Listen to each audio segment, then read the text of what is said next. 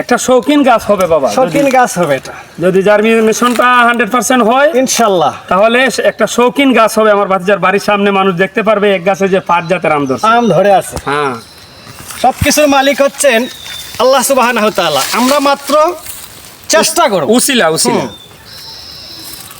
উসিলা করব, চেষ্টা করব। চিয়াং মাই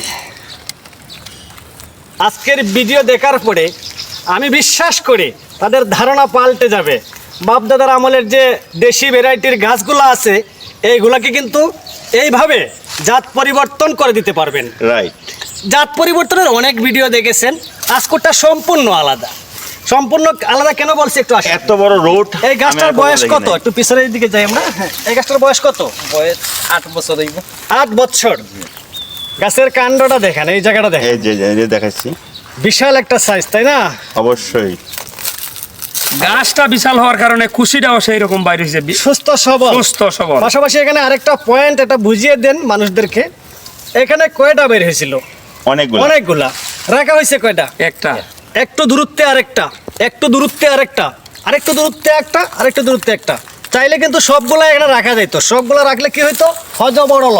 আমরা যখন ছোট ছোট গাছ প্রুনিং করি তখন অনেকে এসে আমাদের কমেন্টে মন্তব্য করে যে গাছটাকে তো মনে হয় মেরে দিয়েছেন, গাছটা মরে যাবে। তাদের চোখে আঙুল দিয়ে দিতে চাই, এই যে এত বড় গাছ কেউ জীবনে প্রুনিং করবে না। এরপরও এই গাছটা কিছু হয় নাই, সুস্থ সবল, 5টা কুশি এখান থেকে আসছে, বের হয়েছে, আর এখানে 5 জাতের আম ধরবে। প্রথমে তো বলছি যে বিজ্ঞান কৃষি প্রযুক্তিকে অনেক দূর এগিয়ে নিয়ে গেছে। এখানে তো পর্যাপ্ত ফাঙ্গিসাইড লাগানো হয়েছে। হ্যাঁ, অবশ্যই। যে কারণে এখানে কোনো ছত্রাক আক্রমণ করতে পারে নাই।